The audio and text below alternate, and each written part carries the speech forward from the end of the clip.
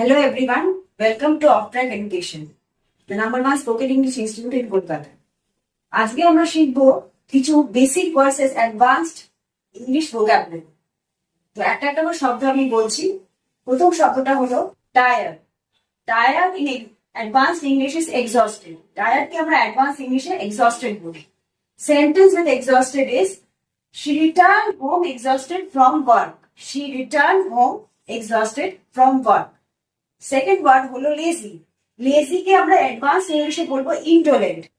ইনডোলেন্ট দিয়ে একটা সেন্টেন্স হলো they were too indolent to work when it was hot.